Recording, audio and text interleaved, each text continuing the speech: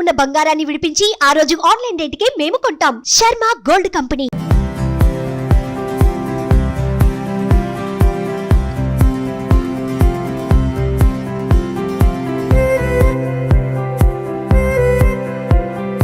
Hi hello welcome to Suman TV. నేను మీ Roshan. So present మనం చెన్నైలో ఉన్నాం అన్నమాట.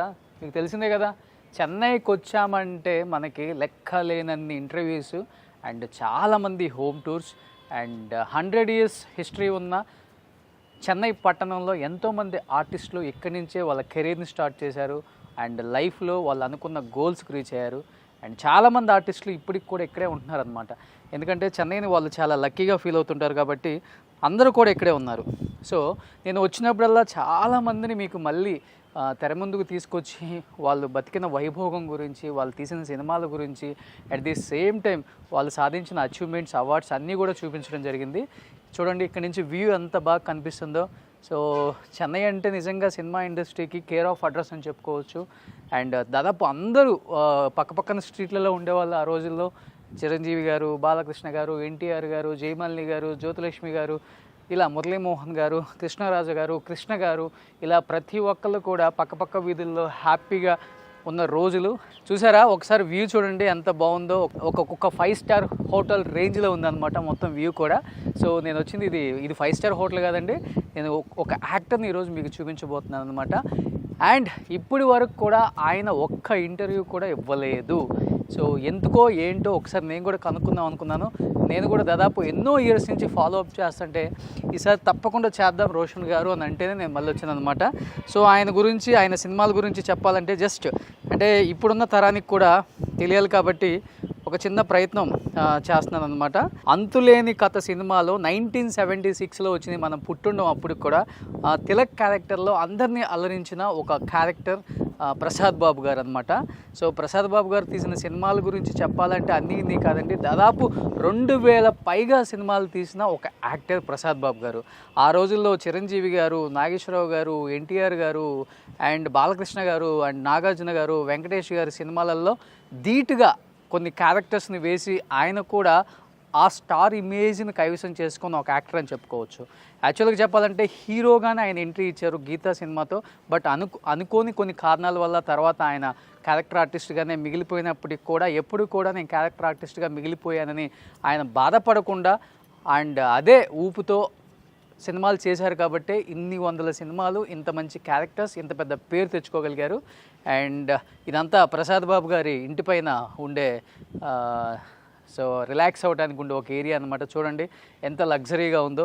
సో నిజంగా ఆయన ఆ రోజు అనుకొని ఉంటే నేను హీరో అవ్వాలనుకొని ఇండస్ట్రీకి వచ్చాను, అనుకోని కారణాల వల్ల నాకు హీరోగా ఆఫర్స్ రాలేదు అనుకొని ఆయన డల్ అయిపోయి ఉంటే ఇన్ని సినిమాలు తీసేవాళ్ళు కాదు. ఈరోజు ఇలా మంచి లైఫ్ స్టైల్ అనుభవించే వాళ్ళు కూడా కాదేమో. మన ఊరి పాండవులు అసలు ఒక చిరంజీవి గారితో ఆయన జర్నీ స్టార్ట్ అయింది ఈ సినిమాతో అని చెప్పుకోవచ్చు. అండ్ పొట్టేలు పొందమ్మ, పునాదిరాళ్ళు అండ్ మా ఊర్లో మహాశివుడు, బొబ్బిలి పులి, ఇలా చాలా సినిమాలు. ఇది ఒకటా రెండా ఎన్ని సినిమాలు, జగదేక వీరుడు అతిలోక సుందరి, కొదమసింహం, గ్యాంగ్ లీడర్, ఇలా చిరంజీవి గారు ప్రతి సినిమాలో ఆయన ఉంటారు, రాజకుమారుడు. అండ్ ఈ తరానికి కొంతమందికి గుర్తుండాలి అంటే మురారి సినిమాలో మన మహేష్ బాబు గారికి అన్నగా యాక్ట్ చేశారనమాట. సో టిల్ మన 2012 దమ్ము వరకు యాక్ట్ చేశారు. అండ్ తర్వాత టెలివిజన్కి వచ్చిన తర్వాత కూడా ఆయన ఏంటో ప్రూవ్ చేసుకున్నారు. నిన్నే పెళ్ళాడతా కానించి ప్రేమ్ నగర్ అలాంటి సీరియల్స్ చేస్తూ కూడా వచ్చిన ప్రతి అవకాశాన్ని సద్వినియోగపరుచుకుంటూ తనేంటో ప్రూవ్ చేసుకున్న the one and only actor అనమాట. ఒకసారి ప్రసాద్ బాబు గారితో మాట్లాడే ప్రయత్నం చేద్దాం. ఎందుకు ఇప్పటివరకు మీడియా ముందుకు కానీ ఇంటర్వ్యూ కానీ ఇవ్వలేకపోయారు, సో ఒకసారి ఆయన మాటలో తెలుసుకుందాం. అండ్ ఆయన జర్నీ, ఆయన లైఫ్ స్టైల్, ఆయన కొడుకు, పిల్లలు, కోడలు కూడా మీకు తెలుసు, జై సినిమాలో హీరోయిన్గా చేశారు. అండ్ నువ్వు వస్తానంటే నేను వద్దానంట్లో త్రిష ఫ్రెండ్గా చేశారు, ఒక్కడే చేశారు. అండ్ డీలో చేశారు. ఆయన కొడుకు కూడా శ్రీకర్ మంచి యాక్టర్ అనమాట. సో తర్వాత వాళ్ళు వచ్చినప్పుడు కూడా వాళ్ళు ఇప్పుడు బిజినెస్ ఫీల్డ్లో చాలా సక్సెస్ఫుల్ బిజినెస్ ఉమెన్, బిజినెస్ మ్యాన్గా ఉన్నారనమాట కొడుకు కోడలు కూడా. అండ్ ఒకసారి తన లైఫ్ స్టైల్ ఎలా ఉందో తన మాటలో తెలుసుకున్నాం ప్లీజ్. మీకు ఇంకొక గొప్ప విషయం ఏంటంటే మనం ఇష్టపడే హీరోలు మొత్తం స్టార్లుగా ఎదిగిన స్టూడియో AVM స్టూడియోస్ అక్కడ కనిపిస్తుంది చూడండి. ఒకసారి క్లోజ్ చేస్తే కనిపిస్తుంది AVM స్టూడియోస్, AVM ప్రొడక్షన్స్. ఈ AVMలోనే కొన్ని వందల వేల సినిమాలు, కొన్ని వందల మంది హీరోలుగా వాళ్ళని తీర్చిదిద్దుకున్న ఒక స్టూడియో అని చెప్పుకోవచ్చు. అప్పుల్లో మనకి ఏవిఎం స్టూడియోస్ తప్పితే వేరే స్టూడియోస్ ఏం లేవు పెద్దగా చెన్నైలో. ఇదంతా ఏవిఎం స్టూడియోస్ కనిపిస్తుంది, అవన్నీ షెడ్లు కనిపిస్తున్నాయి కదా మీకు, అవన్నీ సాంగ్ సెటప్లు, షూటింగ్ లొకేషన్స్, హౌస్ సెటప్లు ఇవన్నీ కనిపిస్తున్నాయి. సో ఏవిఎం స్టూడియోస్ని మెయిన్ రోడ్డు మీద అందరూ గుర్తుపట్టే విధంగా ఒక గ్లోబ్ పెట్టి రౌండ్గా తిరుగుతూ ఉంటుంది ఎప్పుడు కూడా. సో మనం ప్రసాద్ బాబు గారి ఇంటికి అంటే ఇన్ని ట్విస్టులు ఎందుకు పెడుతున్నానంటే ఒక్కసారిగా చూపిస్తే మీకు కూడా థ్రిల్ ఉండదు. అంటే ఆయన ఇంట్లో కొన్ని చాలా రిలాక్స్ అయ్యే ఏరియాస్ మనకు కనిపిస్తూ ఉన్నాయి, ప్రతిదీ కూడా పిల్లలు ఆడుకోవడానికి. ఫైనల్గా ఎప్పుడెప్పుడు అనుకుంటున్నా ప్రసాద్ బాబు గారి చెన్నై ఇంటికి నేను కూడా వచ్చేసాను. ఒకసారి లోపలికి వెళ్ళి సార్తో మాట్లాడే ప్రయత్నం చేద్దాం. చూసారా, చెన్నైలో ప్రతి ఒక్కరికి ఆచారాలు బాగా పాటిస్తారు. ఉప్పు దాంట్లో లవంగాలు కూడా వేసారనమాట. ఇక్కడ చూడండి. సో లోపలికి వెళ్ళి ఒకసారి సార్తో మాట్లాడదాం. చూడండి, లోపలికి వచ్చేసాం ఇంద్రభవనం లోపలికి. సో కింద నుంచి ఎంట్రన్స్ అయితే ఎంత బాగుందో మీకు చూపించాను కదా. సో చూడండి, ఒకసారి లోపలికి వెళ్తున్నాం. Yes, he's the man. So Prasad Babu garu నమస్తే. నమస్తే. ఎలా ఉన్నారు? మీరు ఎలా ఉన్నారు? I'm great sir. Thank you. మీ చాలా ప్రోగ్రామ్ చూస్తుంటారు, చాలా బాగా చేస్తున్నారు. Thank you so much. చూడండి, ప్రసాద్ బాబు గారు అట్ ది ఏజ్ ఆఫ్ 75 కూడా ఉక్కుబోడి ఎంత స్ట్రాంగ్గా ఉన్నారు. సో ఒకసారి ఆయన కామెడీ మన చిన్నప్పుడు చూస్తే ఎంతగా మనల్ని మెప్పించారు, మన కోసం ఎన్ని కష్టాలు పడ్డారు. ఆ రోజుల్లో ఇలాంటి స్టైల్ అనేది మనం ఇప్పుడు వేస్తున్నాం. ఆయన ప్రతి సినిమాలో ఇలాంటి ఒక స్టైల్, ఒక కాస్ట్యూమ్ అంటే స్టైల్ కేర్ ఆఫ్ అడ్రస్ అంటే ప్రసాద్ బాబు గారు ఆ రోజుల్లో. ముఖ్యంగా యముడికి మొగుడు ఆ సినిమాలో రావు గోపాలరావు గారు మీరు తండ్రి కొడుకులుగా ప్రతిసారి మీ మీద కాఫీ పోస్తారు కదా, వాట్ ఈస్ సీన్ సార్. అంటే ఈ సినిమా ఆ సినిమా అని కాదు, ప్రతి సినిమా కూడా మీది, మీరున్న ప్రతి సినిమా సూపర్ డూపర్. అది మీ లక్ అనుకుంటా. ఏంటి సార్ ఇల్లు ఇంత అందంగా నీట్గా డిజైన్ చేసుకున్నారు? యాక్చువల్గా ఇది నాది కాదండి, మా అబ్బాయిది. ఓకే, మా అబ్బాయి. డబ్బులు మనయే కాదు, వాళ్ళ కష్టార్జితం. నేను నా కష్టార్జితం మొత్తం సినిమాలకు పెట్టేశాను. నేను మళ్ళీ సంపాదించుకుంది టీవీ ద్వారానే. ఓకే, అంటే సినిమాలు సంపాదించాను, సినిమాలు పోగొట్టేశాను. ఓకే, టీవీ వచ్చిన తర్వాతనే నాకంటూ ఒక ఇల్లు కట్టుకున్నాను. అది ఇక్కడ కాదు, ఈసారి మీకు చూపిస్తాను, మంగళగిరిలో. సార్ నోడుతూనే విందా వాళ్ళ అబ్బాయి అమ్మాయి ఎవరు అనేది. సార్ ఇక్కడ ఒక అమ్మాయి కనిపిస్తున్నారు, ఎవరు? నా కోడలు. ఓకే, చాలా తక్కువ మందికి తెలుసు సంతోషి గారు ప్రసాద్ బాబు గారి కోడలని. మీ అందరికీ జై సినిమాతో సినిమా అరంగేట్రం చేశారమ్మ. సో చాలా మంచి యాక్ట్రెస్ ఆమె కూడా. అండ్ మీ బాబు సార్ కొడుకు. ఓకే, ఆయన ఇప్పుడు యాక్ట్ చేస్తున్నారా? లేదండి, మానేసి తనకి ఫస్ట్ నుంచి కూడా ఇష్టం లేదు. కానీ సడన్గా ఒకసారి చెప్పాడు, నాకు సినిమాలో ఇంట్రెస్ట్ లేదు, బిజినెస్లోకి వెళ్ళిపోతాను. సరే, కానీ నీకు ఏది ఇంట్రెస్ట్ అది చేసుకోరా అన్నాను. ఆ తర్వాత ఒకరోజు సడన్గా, అంతకుముందు నేను ఈ అమ్మాయి మావాడు, ఈ అమ్మాయి నాకు కోళ్ళ చేసింది సంతోషి, వీడేమో నా కొడుకు, నా అల్లుడుగా సీరియల్ యాక్ట్ చేసాం ముగ్గురు కలిసి. ఓకే, కానీ సడన్గా మధ్యలో కొన్ని రోజులు అయిపోయిన తర్వాత కానీ నిజమైన కోడలు అవుతుందని అప్పుడు అర్థం అవ్వలేదా సార్? ఒకసారి చూడండి. అప్పుడేమో కోడలు, అప్పుడు అనుకున్నా అమ్మాయి చాలా బాగుంది, నా కొడుకు వీళ్ళిద్దరూ జంట అయితే బాగుంది అనుకున్నాను. కానీ అప్పుడు బాగా బలంగా అనుకుంటా, నిజంగానే వాళ్ళిద్దరూ భార్యాభర్తలు అవ్వటం. ఓకే, చాలా హ్యాపీ.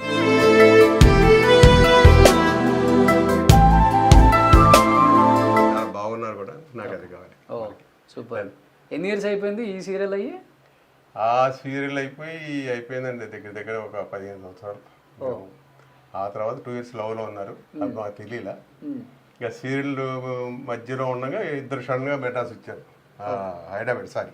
నేను అప్పుడు హైదరాబాద్ ఉండేవాడిని సీరియల్ యాక్ట్ చేస్తాను. అప్పుడు ఏంటి మీ ఇద్దరు వచ్చారు షూటింగ్ అన్న. కాదు డాడీ, ఇద్దరం పెళ్లి చేసుకోవాలనుకుంటున్నాం. నేను వెంటనే చెప్పా, అమ్మ వీడు కోపిష్టి, గబాన్ మాట అంటాడు, నువ్వు అన్ని కష్టాలకి రెడీ అంటేనే చేసుకో, తర్వాత నాకు కష్టంగా ఉంది నన్ను ఇబ్బంది పెట్టాడంటే మటుకు ఇప్పుడే వెళ్ళిపోండి అని అంత గట్టిగా చెప్పా. అంకుల్ ఏం వచ్చినా మీ దగ్గర రానివ్వు, మేము హ్యాపీగా ఉన్నట్టే మీరు చూస్తారు. నిజంగా స్టిల్ వాళ్ళకి దగ్గర దగ్గర 12 ఏళ్ళు 13 ఏళ్ళు అయిపోయి ఉంటుంది. ఏ రోజు వాళ్ళ గురించి హ్యాపీగా మాట్లాడుతున్నాను, కానీ వాడు చేసే మంచి కార్యాలు నాకు బాగా చాలా హ్యాపీగా ఉంది. ఓకే. నేను ఒకప్పుడు ఓల్డ్ హోమ్ అని. సో బయటికి ఒకసారి వస్తే మీకు ఇక్కడ ఏవిఎం స్టూడియోస్ కనబడుతుంది. వీళ్ళు ఎన్నో సంవత్సరాలు కష్టపడి సినిమా ఇండస్ట్రీలో అంచెలంచెలుగా ఎదగటానికి స్టూడియోస్ బయట నిలబడి ఒక్క అవకాశం కోసం ఎదురు చూసిన రోజులు ఇవన్నీ. అలాంటిది ఈరోజు అదే స్టూడియో పక్కన ఒక కోట లాంటి ఇంట్లో ఆయన నివసిస్తున్నారు. చూడండి ఎవరికి అంత పెద్ద డ్రీమ్ అచీవ్ అయ్యి ఈ స్థాయికి వచ్చారంటే పెద్ద విషయం. ఇదంతా ఏవిఎం స్టూడియోసే కదా సార్? అవును, మొత్తం ఏవిఎం స్టూడియో. ఈ షెడ్లన్నీ షెడ్లు మొత్తం. ఓకే.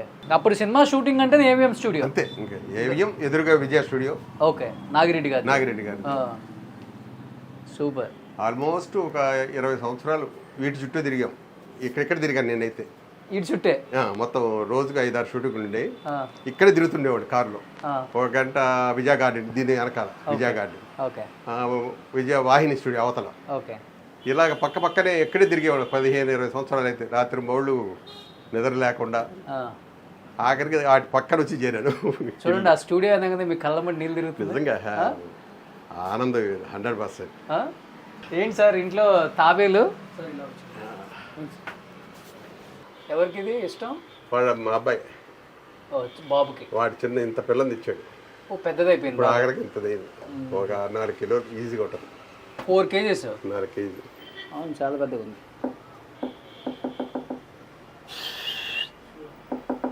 వాటర్ క్లీన్ చేస్తే బాగుండదు. ఏమి పని వాళ్ళు బిజీ.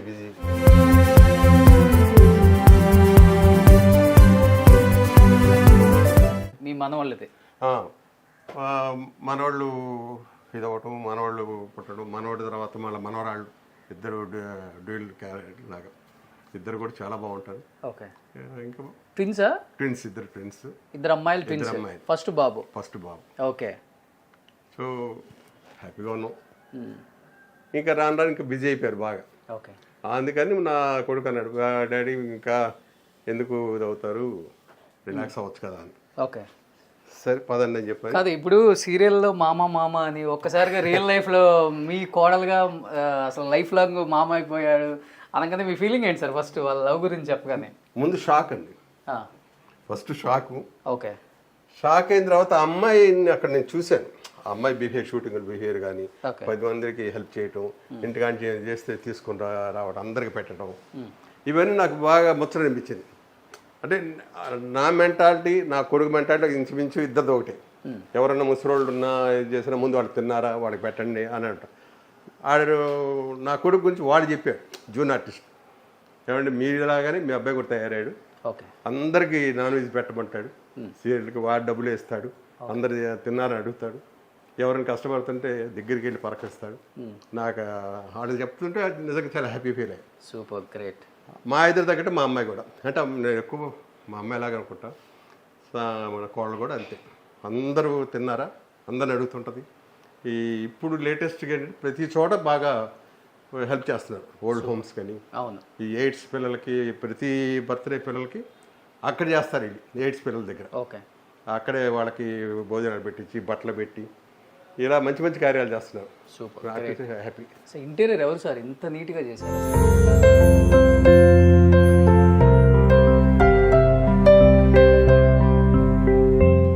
వీరికి సపరేట్గా బ్యాచ్ ఉన్నారండి.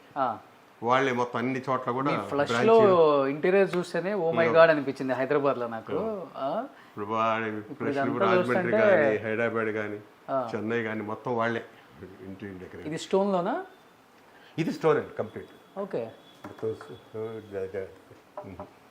స్టోన్ లో క్లాక్ వచ్చింది, కానీ ఇంటీరియర్ మటుకు చాలా బాగుంటాయి మీ అన్ని చోట్ల. మీ ఫ్లష్ కానీ ఇవన్నీ కూడా సూపర్. సో ఇప్పుడు కాలక్షేపం అవుతుందా సార్? హ్యాపీయా? చాలా. అంతకుముందు ఎలాగా మానేస్తే అని కంగారు పడ్డాను. ఇప్పుడు నాకు చాలా తీరికలేదు. మీరు ఎన్నోసార్లు ఇంటర్వ్యూ అడిగారు, కానీ ఒకటే కుదరట్లేదు, అది చెప్తూనేవాడిని ఎప్పుడు కూడా. ఒక రకంగా చెప్పాలంటే, మీరు మా అబ్బాయి నన్ను బ్లాక్మెయిల్ చేశాడు, ఎందుకు మీరు ఎంట్రీ ఇవ్వట్లేదని. మరి నాకు తీరిక లేదురా, నేను ఎలాగ పిల్లలతో సరిపో. నాకేమైంది ఏంటంటే, ఎవరన్నా ఉంటే మా వాళ్ళు ఉంటే ఓకే, తను లేదు, ఇంకా పిల్లల్ని ఎవరు చూస్తారనేది నాకు పడిపోయింది బాగా. వాడికి పొద్దున్నే లేస్తే ఏం కావాలి, స్కూల్లో ఏం తింటారు, వాడు ఇదేంటి, సాయంకాలం రాగల ఆకలి అంటారు, వాళ్ళకి ఏంటి, ఇవన్నీ ముందే నేను ఒకరోజు ప్రిపరేషన్ చేసుకుంటూ పోతుంటాను. ఇంతకన్నా గొప్ప కాలక్షేపం ఏముంటుంది? ఇంకేం కావాలి, అసలు తీరికే లేదు యాక్చువల్గా. మీరు కూడా పిల్లోడు అయిపోయారు.